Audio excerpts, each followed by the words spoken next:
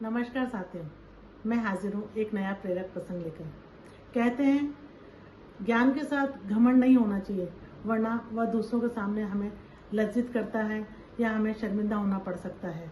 महाकवि कालिदास को कौन नहीं जानता, वह बहुत बड़े ज्ञानी थे, लेकिन एक समय उन्हें भी अपने ज्ञान पर घमंड हो चला था। किस तरह से एक महिला ने उनके घमंड को चूर किया, इसी पर आधारित है आज का प्रसंग। एक समय की बात है, कवि कालिदास किसी नगर की ओर जा रहे थे। रास्ते में चलते समय उन्हें बहुत तेज प्यास लगी। उन्होंने आसपास देखा, थोड़ी ही दूर पर एक कुएं पर एक ग्रामीण महिला पानी भर रही थी। वह उस कुएं के पास गए और उस महिला से कहा, मैं बहुत प्यासा हूँ, कृपया मुझे पानी पिला दीजिए।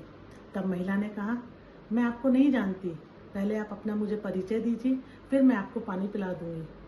अब कालिदास तो कालिदास थे, उन्हें अपने ज्ञान पर घमंड था, तो उन्होंने अपना नाम ना बताते हुए कहा, मैं मेहमान हूँ। तब महिला ने कहा, मेहमान तो इस दुनिया में सिर्फ दो ही हैं, धन और यौवन। महिला का उत्तर सुन के कालिदास थोड़े से आश्चर्यचकित हुए, लेकिन फिर भी उन्होंने घमंड के कारण अपना नाम नहीं बताया और बोले, मैं सहनशील हूँ। तब महिला ने कहा, नहीं, इस दुनिया में सिर्फ दो ही जने सहनशील हैं, एक माँ धरती जो कि पापी और पुण्य आत्मा को रहने के लिए जगह देती है और हम सभी के लिए अनाज उत्पन्न करती है, और दूसरे पेड़ जो सबकी मार सहन करते हैं और फिर भी हमें फल देते हैं। औरत की इस उत्तर से कालिदास संतुष्ट नहीं थे, उन्हें उस ग्रामीण महिला से इस उत्तर की अपेक्षा नहीं थी। फिर भी कालिदास ने कहा कि मैं हठी हूँ।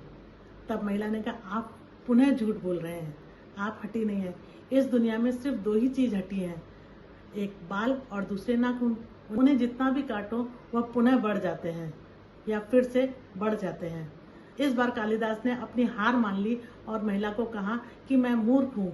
तब महिला ने कहा, नहीं, मूर्ख तो इस दुनिया में सिर्फ दो ही हैं, एक राजा जिसमें राज करने की योग्यता नहीं होती है फिर भी वह सब पे राज करता है, और दूसरा उसके दरबारी जो राजा की चापलूसी करते हैं और उसकी झूठी बातों पर झूठी प्रशंसा करते हैं।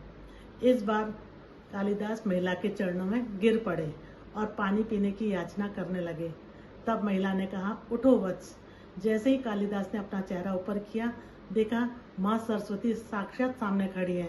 तब उन्होंने कहा, कालिदास, शिक्षा हमें ज्ञान देती है और उस ज्ञान पे घमंड करना बहुत ही गलत बात है, ज्ञान को निरर्थक कर देती है। तो साथियों, कहने का यही अर्थ है कि हमें अपने ज्ञान पर घमंड नहीं करना चाहिए। ज्ञान सदैव झुकना सिखाता है। आप लोगों को ये प्रसंग कैसा लगा, मुझे अपनी राय कमेंट बॉक्स में ज़रूर कीजिएगा, और अगर प्रसंग अच्छा लगा है तो चैनल को लाइक कीजिएगा और सब्सक्राइब करना बिल्कुल ना भूलिएगा। अगले प्रसंग के साथ मैं फिर हाजिर होंगी, तब तक के लिए नमस्कार।